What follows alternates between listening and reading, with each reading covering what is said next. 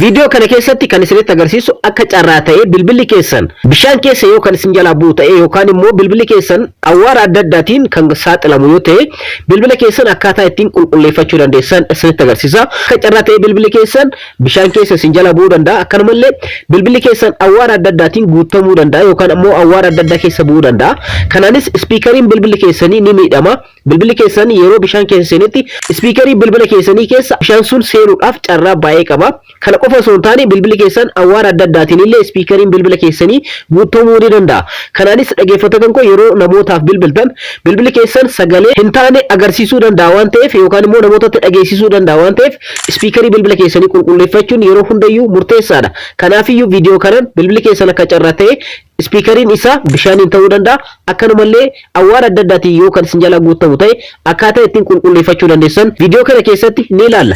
Nageenya isin daganne. Assalaamu alaykum warahmatullahi wabarakatuh. Ashama harka fuunee akkam jirtan dhaggeeffattoonni YouTube channel Soofumaraab. Obboleewwan yeroo jalqabaatiif gara YouTube channel kanatti dhuftan YouTube channel kun YouTube channel barnootaatti waan ta'eef subscribe gochuudhaan miseensa YouTube channel kana ta'uu hin dagatinaadha. Akkanumallee viidiyoon kun namoota ni fayyada ni tajaajila jettanii yoo yaadan share godhaa. Akkanumallee viidiyoon kun immoo yoo isinitti tole like gochuun irraanfatinadha. Amma gara barnootichaatti. Egaa duraan dursitanii dhaggeeffattoota koo awwaara yookaan immoo bishaan bilbila keessan irraa qulqulleeffachuudhaaf yookaan ispiikarii bilbila keessanii keessaa qulqulleeffachuudhaaf duraan dursitanii aappii tokko gara bilbila keessaniitti buufachuu qabdanii aappii kana eessaa argachuu kan dandeessan isinitti agarsiisa dhuma viidiyoo kana irratti. Aappiin kun kan feekii illee hojjetamee jira waan ta'eef isa dhugaa ta'ee fi isa reyaalitii ta'e akkaataa ittiin argachuu dandeessan salphaamatti isinitti agarsiisa. Itti fayyadamni isaa illee baay'ee tokko salphaadha. Duraan dursitanii aappii kana gara bilbila keessaniitti buufattanii aappiin kun Clear Wave jedhama. Aappii kana gara bilbila keessaniitti erga buufattanii booda akkaataa ittiin fayyadamtan isinitti agarsiisa. Clear Wave kan jettu kanarratti kilik gochuudhaan gara aappichaatti ni seentu jechuudha. Egaa aappichi keessa yeroo seentan kana fakkaata. Aappichi kun beeksisa adda addaa isinitti fiduu danda'a. X gochuudhaan keessaa bahuu ni dandeessu. Ergasii immoo Premium kan jedhu kanarratti Limited Vision kan jedhu kanarratti kilik gochuudhaan gara aappicha keessa ni seentu jechuudha. Aappiin kun beeksisa garaagaraa isinitti fiduu danda'a. X gochuudhaan gara keessaatti ni seentu. Egaa akkuma asirratti argattan eject water now kan jedhu kanarratti kilik gochuudhaan pressii kan gootantu jira bakka kanarratti kilik yeroo gootan. Egaa aappiin kun yeroo hojii eegalutti sagalee adda addaa dhageessisa. Sagalee kanneen hanga dhumaatti %dhaan lakkaa'ee hanga fixutti ni eegdanii ergasii immoo sagalee adda addaa kana dhageessisee bilbila keessan awwaaraa fi bishaan adda addaa irraa isiniif qulqulleessa jechuudha. Ispiikarii bilbila keessanii bilbila keessan kan dhageessisu soo yeroo kanatti bilbila keessan awwaara adda addaa irraa bishaan yoo kasee ta'e dhaggeeffattoota koo salphaamatti qulqulleessuudhaaf fayyada waan ta'eef aappii kana gara bilbila keessanitti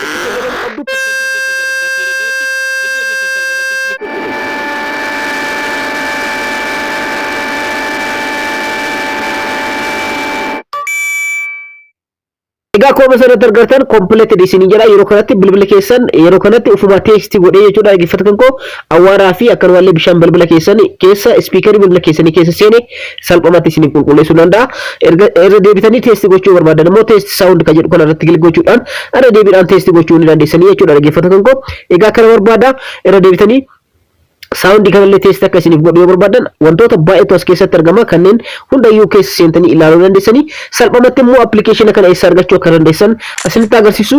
Salphaamatti chaanala kan koo telegiraamaa irraa argachuu dandeessanii. Aappiin kun kafeekiidhaan hojjetaman baay'een jira waan ta'eef of eeggannoo gochuun dirqama keessanii. Sababni isaas aappiiwwan kanneen kan wal fakkaatan kan feekii fi akkanumallee namoonni bilbila namaa ittiin hakkochuudhaaf hojjetaman waan jiraniif salphaamatti aappii kana akka argataniif telegiraama kan koo irra isiniif kaa'ee jira. Telegiraama kan koo argachuudhaaf immoo description jala linkii telegiraama kan kootiin argattu. Salphaamatti immoo telegiraama irra yeroo seentan akka sarchi baarii kanarratti salphaamatti jechuudha @soofumaraab jettanii sarchi yeroo gootan salphaamatti argachuu ni dandeessan jechuudha. Wanti isinirraa eegamu @soofumaraab jettanii sarchi gochuu qofa jechuudha.